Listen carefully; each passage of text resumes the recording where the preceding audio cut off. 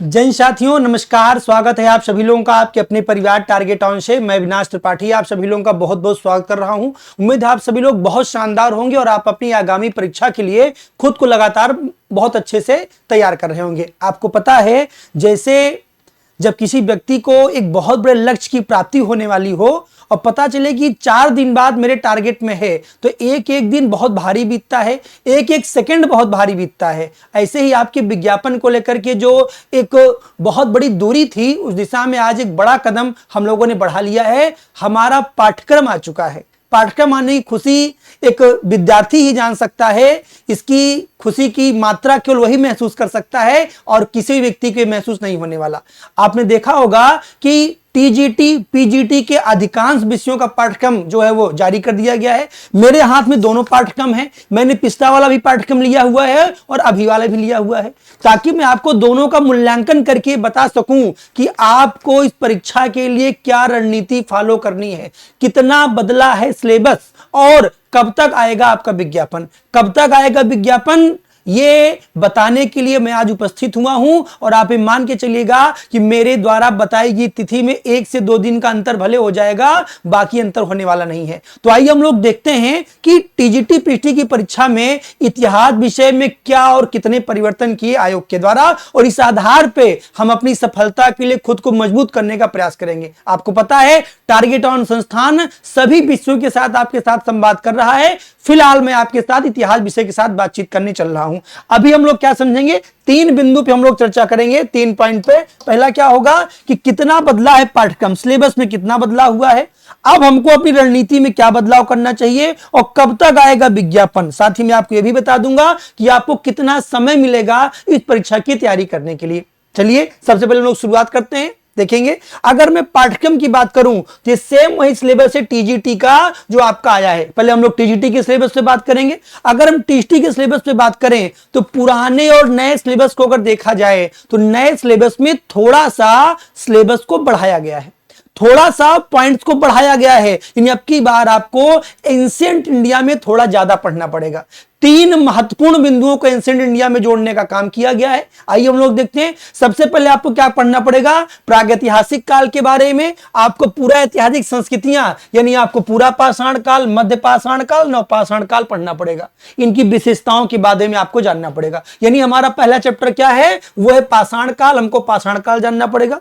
जो हमारा दूसरा चैप्टर आपको यहां पे मेंशन दिख रहा होगा, वो है प्राचीन युग। इसमें आपको 2 चैप्टर पढ़ने हैं। एक हमको पढ़ना सिंधु घाटी की सभ्यता के बारे में और एक हमको पढ़ना वैदिक काल के समाज के बारे में।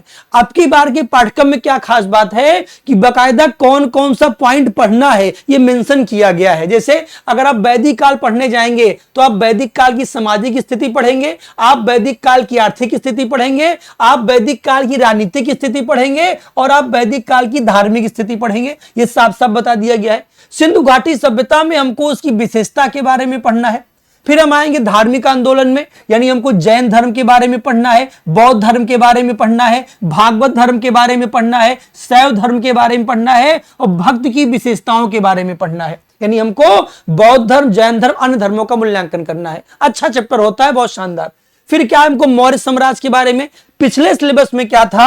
अगर हम पिछले सिलेबस की बात करें तो पिछले सिलेबस में यहां पर राजाओं का नाम मेंशन नहीं था। यहां बकायदा मेंशन किया है कि आपको चंद्रगुप्त मौर्य के बारे में पढ़ना है, आपको बिंदुसार के बारे में पढ़ना है, आपको अशोक के बारे में पढ़ना है। इसके बाद आपको मौर्य काल के प्रशासन के बारे में पढ़ना है, आपको मौर्य काल की कला के बारे में पढ़ना है और आपको मौर्य काल के समाज के बारे में पढ़ना है। यानी आपको मौर्य काल की धार्मिक स्थिति नहीं पढ़ना टीजीटी में, परेशान नहीं होना, इतना आपको पढ़ना है।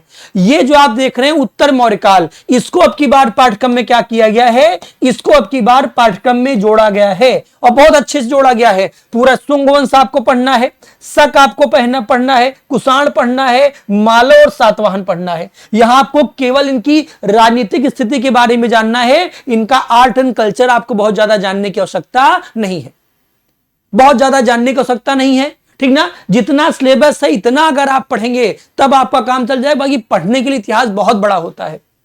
तो ये हमारा क्या, ये हमारा नया पॉइंट है। गुप्त साम्राज्य में एक एक राजा का नाम मेंशन कर दिया है। चंद्रगुप्त प्रथम, समुद्रगुप्त, चंद्रगुप्त विक्रमादित्य, कुमारगुप्त, और स्कंदगुप्त गुप्त काल की कला, आर्ट एंड कल्चर पढ़ना है, और खास तौर पे मंदिर के बारे में पढ़ना है, समाज और संस्कृति के बारे में पढ़ना है। गुप्तोत्तर काल में पिछली बार केवल क्या लिखा था? पिछली बार केवल चोल राजवंश लिखा था।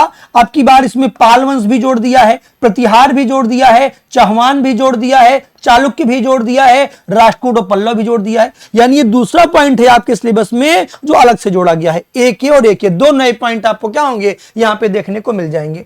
इसके बाद शुरू होता है मध्यकाल हमारा। मध्यकाल में भारत में मुस्लिम आक्रमण, यानी आपको अरब आक्रमण भी जानना है, आपको तुर्क आक्रमण भी जानना है, और जिस तरह से सरकार उत्तर प्रदेश में काम कर रही है उसमें इससे ज्यादा इंपॉर्टेंट ये पॉइंट हो जाता है भारतीय प्रतिरोध। हमारे राजाओं ने कैसे उनका क्या किया, फोकस किया, सामना किया। जैसे अगर आप ये पढ़ेंगे कि पृथ्वीराज चौहान दूसरे तराइन के युद्ध में हार गए थे, ये पॉइंट इस बार कम महत्वपूर्ण है, इस बार ज्यादा महत्वपूर्ण है कि पृथ्वीराज चौहान ने पहले तराइन के युद्ध में हरा दिया था, दूसरे के तराइन में पृथ्वीराज हारे थे, ये बात कम इंपॉर्टेंट है, पहले में जीते थे ज्यादा इंपॉर्टेंट है। भीम द्वितीय ने मोहम्मद गौरी को पहले ही हरा दिया था, ये बात ज्यादा इंपॉर्टेंट है, ठीक ना। तो भारतीय प्रतिरोध और मुस्लिम आक्रमण का प्रभाव, हमने इनसे क्या सीखा और क्या ये हमसे सीखे, ये जानना है।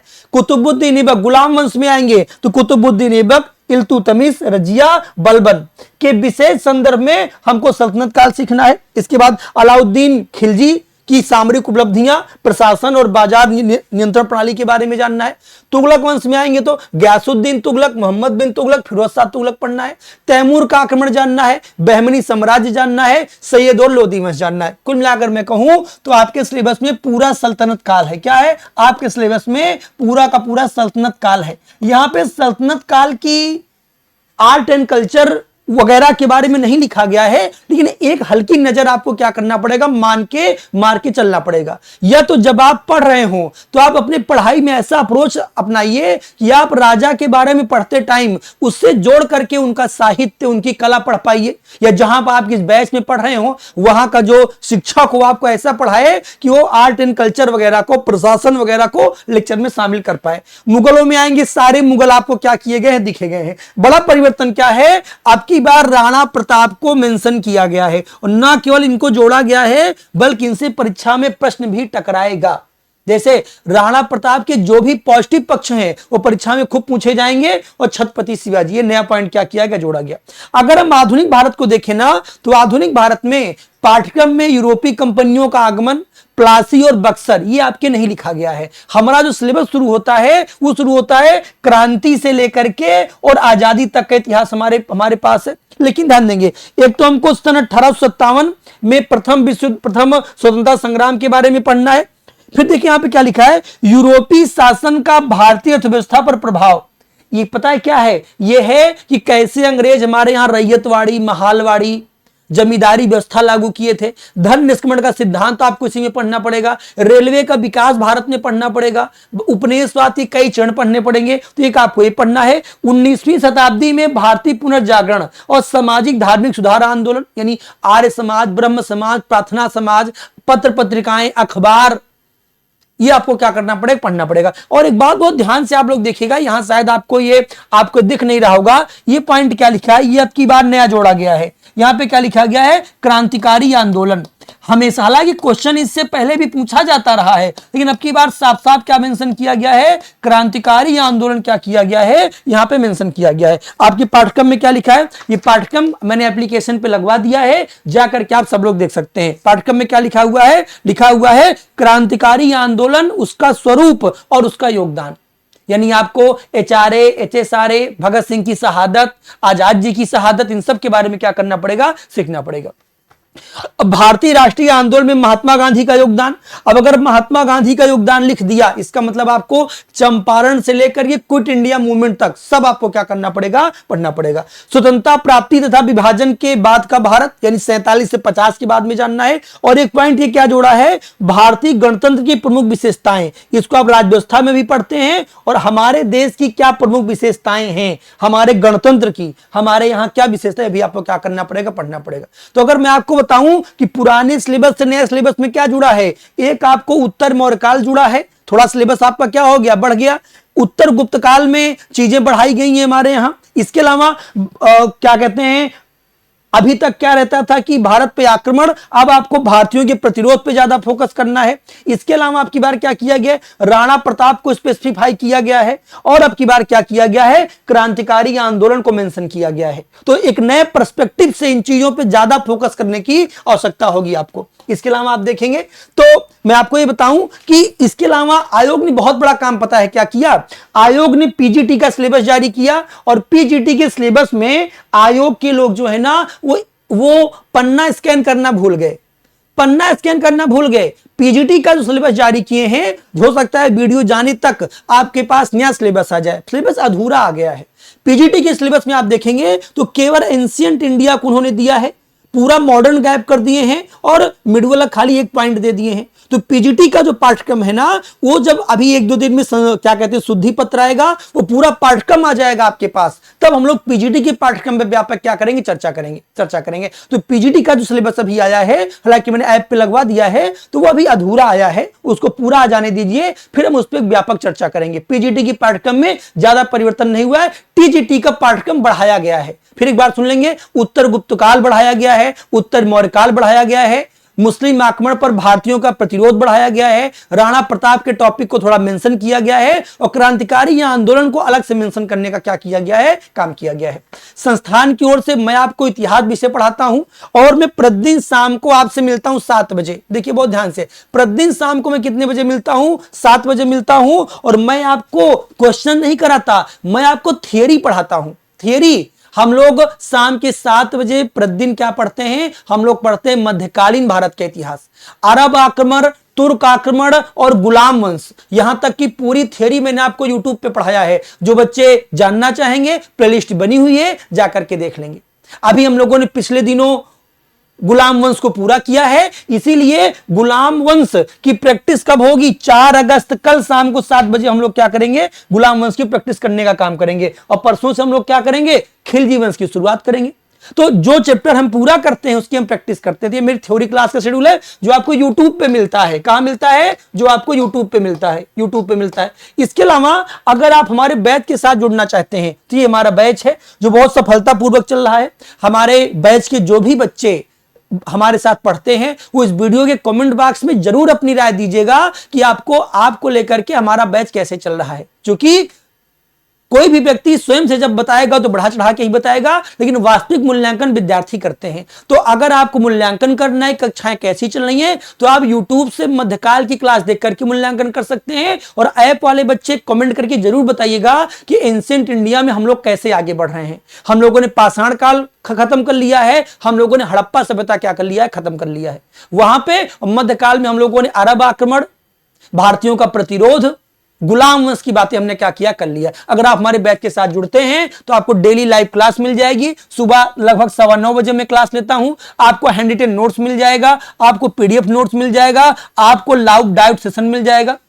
फिर से कह रहा हूं, ये लाइव डाउट सेशन केवल लिखा नहीं है, मैं वास्तव में लाइव डाउट सेशन लेता भी हूं। बैच के एक एक बच्चे के प्रश्नों का मैं इंडिविजुअली जवाब देता हूं, क्लास में जवाब देता हूं। आपको चैप्टर वाइज प्रैक्टिस मिल जाएगी। प्रैक्टिस कैसे मिलेगी, प्रैक्टिस सीट में देता हूं, और ये देखिए प्रैक्टिस में करवाता हूं। एक चैप्टर पूरा हुआ है गुलाम वंश, उसकी प्रैक्टिस में करवाता हूं, पूरे प्रीवियस ईयर क्वेश्चन करवाता हूं, और मॉडल क्वेश्चन भी मैं देने का काम करता हूं। और आपको मैराथन रिवीजन करवाऊंगा जब आपका एग्जाम आ जाएगा। तो आपके 1.5 साल की वैलिडिटी है, 1.5 साल तो बहुत है। आपकी एग्जाम तक मैं आपके साथ क्या हूंगा, बना रहूंगा। देरी नहीं करना आपको, जितना देर आप करेंगे उतना आपका नुकसान होगा, इसमें कोई दो राय नहीं है।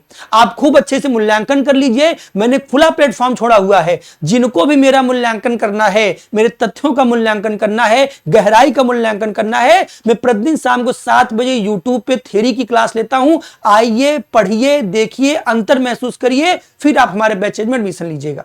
ठीक ना। तो हमारा बैच चल रहा है, आप लोग प्रतिदिन आके हमारे साथ क्या कर सकते हैं, जुड़ सकते हैं। इसके अलावा ये हमारा एप्लीकेशन, इसका नाम है टेस्ट प्लेस। मैं सिर्फ आपको हिस्ट्री की बात नहीं बता रहा, हमारा पॉलिटिकल साइंस चल रहा है ज्योति मैम के द्वारा, हमारा ज्योग्राफी चल रहा है एसटी दुबे सर के द्वारा, होम साइंस चल रहा है, क्या कहते हैं, होम साइंस चल रहा है एनके सर के द्वारा। हमारी पूरी टीम जो है वो काम कर रही है टीएसटीपीटी पे, बहुत शानदार बैच हमारा रन कर रहा है, ठीक ना। और जो बच्चे हमारे साथ पढ़ते हैं वो जरूर कमेंट करके बताइएगा, क्योंकि बाकी बच्चे उसी को देखकर क्या होते हैं, प्रोत्साहित होते हैं। ये नंबर है, इन नंबर से फोन कर लीजिएगा, कोई भी सहायता सुझाव देना हो तो आप इस पे दे सकते हैं। अगर आपको कोई प्रश्न हो तो आप वीडियो के कमेंट बॉक्स में जरूर बता दीजिएगा, मैं आपके सारे प्रश्नों का क्या करूंगा, जवाब दे दूंगा। ठीक, तो समय खराब नहीं करना है, बहुत ही किसी भी व्यक्ति का नाम याद देख के नहीं, जो मेहनत कर रहा हो उसके साथ आपको जुड़ना है। और आधी मेहनत आप करिए, आधी मेहनत मैं करता हूं, और अगले 4 महीनों में 5 महीनों में आप एक शिक्षक होंगे, इस वादे के साथ। फिर मिलेंगे अपनी लाइव क्लासेज में, तब तक के लिए बहुत बहुत धन्यवाद।